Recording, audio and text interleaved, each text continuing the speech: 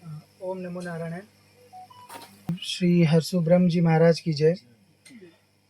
देवी कामाख्या की जय।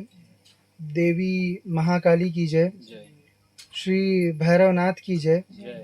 परम पूजपाद सदगुरुदेव श्री गंगागिरी जी महाराज की जय। श्री शंभुनाथ की जय। इस समय आप पूजपाद सदगुरुदेव श्री हरसु ब्रह्म जी महाराज की दिव्य कृपा से श्री सिद्धराज सरकार का दिव्य दरबार देख रहे हैं।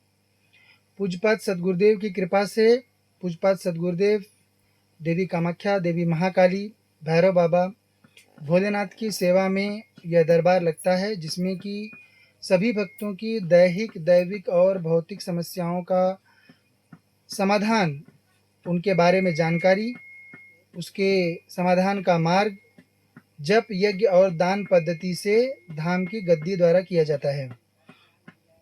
धाम की गद्दी पूजपाद सदगुरुदेव श्री हरसुब्रह्म जी महाराज की दिव्य कृपा से प्राप्त पराशक्तियों, दैवी शक्तियों के द्वारा संचालित की जाती है, जिसमें कि पूर्ण मानवीय रूप से देवी महाकाली, आपकी गुरु माता श्री देवी कृति प्रकृति पर जो है वह सवारी लेकर रहती हैं, और उनके सेवक भैरव बाबा जो हैं वह हमारे ऊपर सवारी लेकर रहते हैं। देवी महाकाली स्वयं से गुरु माता के शरीर के माध्यम से बात करती है, स्वयं से मार्गदर्शन देती है, और हमें भी जो प्रश्न आपसे संबंधित, जो भी हमें समझ में आता है कि आपके जीवन से संबंधित क्या पूछना चाहिए देवी से, वो जो हम प्रश्न करते हैं उसका उत्तर भी देवी और भैरव बाबा देते हैं। तो देवी खास करके जो चीज़ें आपके बारे में बता रही है उसको ध्यान देकर सुनना चाहिए, और जो जानकारी हम बता रहे हैं उसमें यदि आवश्यकता पड़ी तो देवी हमें टोक कर भी आपके बारे में जानकारी दे सकती है। यही इस गद्दी का विधान है, क्योंकि ये गद्दी देवताओं द्वारा संचालित है, किसी पिशाच, असुर, पीर इत्यादि द्वारा संचालित नहीं है। देवलोक में दैवीय शक्ति प्रथम और देवता उनके सेवक के रूप में होते हैं, और उसी विधान से ये गद्दी चलती है। देवी स्वयं साक्षात महामाया जो है वह गुरु माता देवी श्री कृति प्रकृति श्रीमती कृति प्रकृति के ऊपर जो है पूर्ण रूप से सवारी लेकर आपकी समस्याओं को सुनती है। उन समस्याओं पर पहले तो आपकी समस्या वो बता देती है, दूसरा उन समस्याओं पर क्या आपकी आपदा है, क्या दैवीय बाधा है, उसका निराकरण भी वह जो बताती है वह स्वयं बताती है। जो निराकरण हमें भैरव बाबा बताते हैं वो हम बताते हैं, परंतु हम सब देवी के सेवक के रूप में ही गद्दी पर बैठते हैं, देवी के सेवक के रूप में ही इस माया से आप लोगों से संबंध बनाते हैं। इसलिए हमारे द्वारा बताई गई कोई भी चीज़ में किसी प्रकार की त्रुटि होने पर देवी उसमें सुधार कर देती है। तो पूर्ण रूप से आपको धाम की गद्दी के प्रति आस्थान्वित रहना है। जो यहाँ का विधान है उस विधान को करना है। इस धाम के विधान में सबसे प्रथम आपका परिचय बनता है, आपकी समस्या को बताया जाता है आपको, उसके बाद आपको धाम की अर्जी लगानी है। अर्जी में पूजपाद सदगुरुदेव श्री हरसु ब्रह्म जी महाराज, जो हमारे पूज्य सदगुरुदेव हैं, जिनकी कृपा से महामाया और भैरव बाबा और अन्य अनेकानेक पराशक्तियाँ इस गद्दी पर चलती हैं, उनके लिए अर्जी जो है लगती है। उस अर्जी के बाद ही आपको दिए गए मंत्र सक्रिय होते हैं। उन सक्रिय मंत्रों के जप से ही आपकी समस्या का समाधान होता है। यदि किसी की समस्या में हमें ऐसा लगता है कि आपकी समस्या के लिए किसी प्रकार की क्रिया की ज़रूरत है जिससे कि आपकी समस्या जल्द समाप्त हो सके, या किसी ने आपके ऊपर कोई भी अभिचार किया हो, कोई तंत्र क्रिया की हो, कोई करनी की हो, तो ऐसे में कुछ क्रियाएं आपको धाम की गद्दी से बताई जाती हैं। उस क्रिया को तत्काल कर लेना चाहिए यदि आपको आदेश दिया गया। ये सभी को आदेश नहीं दिया जाता, जिनको आवश्यकता रहती है महामाया स्वयं उनके लिए आदेशित करती है, और पर्चे पर हम लिख के दे देते हैं।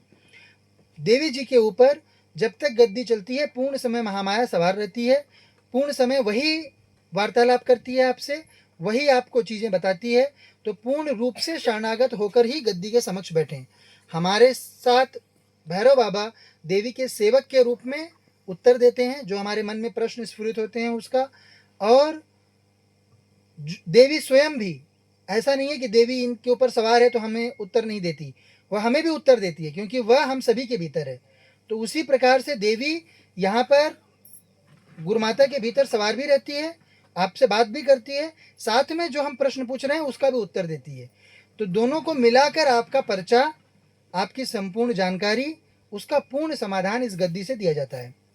यही इस गद्दी का विधान है, और यही इस गद्दी में बाकी गद्दियों से अलग है कि यहाँ पर आसुरी विधानों की प्रधानता नहीं बताई जाती है।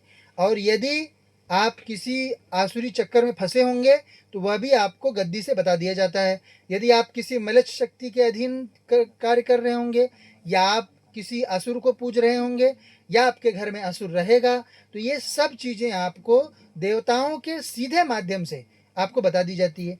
फिर आप उसका जो विधान है उस विधान को कर लेंगे तो आपको वो चीज़, वो असुरता हट जाएगी। फिर अपने देवताओं को पूजोगे तो सब चीज़ फलित हो जाएगी। यहाँ पे ऐसा नहीं होता कि आपको कर्म करना है और फल की चिंता नहीं करनी।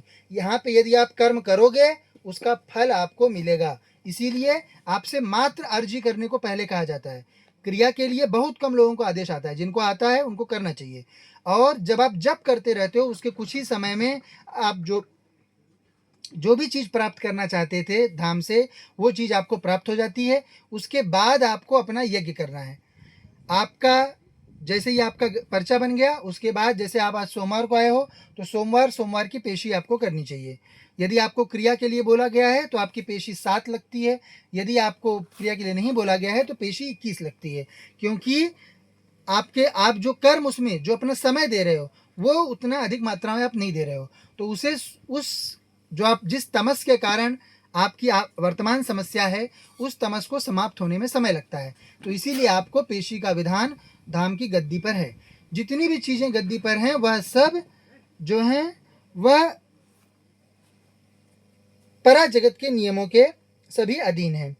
इसके अतिरिक्त जिन लोगों को भी कथा के लिए बोला जाता है, जो संपन्न है अथवा जो समाज में एक रूप से कनेक्टेड हैं, तो उन लोगों के लिए देवी जो है वह कथा का आदेश कर सकती है। तो ऐसे में वो आपको किसी भी अपने मनुष्य मन स्थिति को लगाते हुए उस कथा को न कराने के मार्ग नहीं ढूंढना चाहिए, बल्कि आपको उसे कराने के, उसकी व्यवस्था बनाने के अनुसार प्रयास करना चाहिए कि वैसी व्यवस्था आप कर सको। क्योंकि यदि आपका बहुत बड़ा गड्ढा रहेगा कर्म का, तो उसमें कथा द्वारा देव सेवा की जरूरत पड़ती है। जरूरी नहीं है कि वो आपके पैसों, आपके धन का ही उसमें व्यय हो। आप सामाजिक रूप से कथा का आयोजन कर, जहाँ पे कथा और दिव्य दरबार का आयोजन इस गद्दी का होता है, अन्य अनेकानेक लोगों की समस्याओं का समाधान आपके कर्मों द्वारा हो जाता है, जिससे कि वह कर्मफल भी आपको प्राप्त होता है। तो यदि जो जीव करा सकते हैं, पहली बात गद्दी उनको ही बोलती है। फिर पुरुषार्थ आपका है। यदि आप पुरुषार्थ नहीं करना चाहोगे तो जो चीज़ आपको बोली गई है वो आप किसी विधान से नहीं करा सकते, क्योंकि इस ब्रह्मांड में कोई शक्ति नहीं है जो महाकाली देवी के या परम पूजपाल सदगुरुदेव सिंह सुब्रह्म जी महाराज के अथवा भैरव बाबा के आगे चले। तो यदि यहाँ से आदेश हो गया उस चीज़ के लिए, तो आपका वो चीज़ जो है वो सही एक ही स्थिति में हो सकता है कि आप अपनी मन स्थिति को जो आदेश दिया गया उस आदेश के अनुकूल कर लेंगे और उसके अनुसार चलेंगे, तो आपकी व्यवस्थाएं सही हो जाएंगी। तो आप सभी अपनी अर्जी लगाएं। रुकने के लिए बोला जाए तो जब क्षेत्र में रुकने की व्यवस्था हो जाए तो उसके बाद आके क्षेत्र में रुकें और अपना मंत्र जप करें। मंत्र जप मूल है। यदि आप गद्दी पे मिल लोगे, आप अर्जी नहीं करोगे, मंत्र सक्रिय नहीं होगा। आप अगर सिर्फ मंत्र करोगे बिना अर्जी के, वो मंत्र सक्रिय ही नहीं हुआ, तो फिर उसका मतलब क्या निकल गया। और अगर आप कुछ नहीं करोगे तब तो हमारे सामने आने का कोई मतलब ही नहीं निकला। फिर आप ही सोचो किस विधान से आपकी चीज़ें बदलेंगी, है कि नहीं माता जी। कुछ भी चीज़ हो, ऐसे आप समय दे रहे हो अपना, तो उस समय से परिवर्तन आता है। जो भी चीज़ हमारे जीवन में परिवर्तन आती है वो अपना समय और संसाधन देवताओं में व्यय करने के कारण वह परिवर्तन हमारे जीवन में आता है। तो इसीलिए हमको प्रयासरत रहकर जो भी आदेश गद्दी से पूजपाद सदगुरुदेव से हरसुब्रह्म जी महाराज की दिव्य कृपा से देवी महामाया स्वयं अथवा भैरव बाबा आपको देते हैं, वह आदेश आपको पालन करना चाहिए।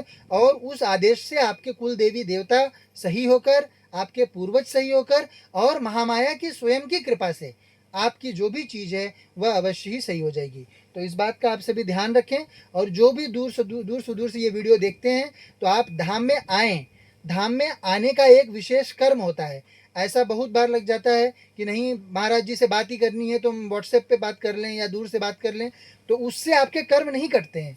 इसलिए गद्दी के पास आने, समक्ष बैठने का विधान होता है। दूसरी बात, बहुत सारी शक्तियां होती हैं जो कि धाम का जो क्षेत्र होता है उसे छोड़कर नहीं जाती हैं। तो जब आप गद्दी के समक्ष आकर बैठते हो तो हम आपके बारे में ज़्यादा सटीक, ज़्यादा बेहतर जानकारी आपको दे पाते हैं। साथ में आपकी क्रिया रहती है तो कई बार हम उसको तुरंत कर देते हैं आपके लिए, अगर देवी का आदेश आता है तो ऐसे में इसीलिए आपको कहा जाता है कि गद्दी पर आएं। तो इस प्रकार से गद्दी के विधानों के अनुसार आप सभी धाम में अर्जी लगाएं और अपनी व्यवस्थाओं के अनुसार आगे बढ़ें। नारायण। इसको कट करके दूसरा कर, इसको कट कर दीजिए, इसको दूसरा रिकॉर्डिंग पर लगा दीजिए।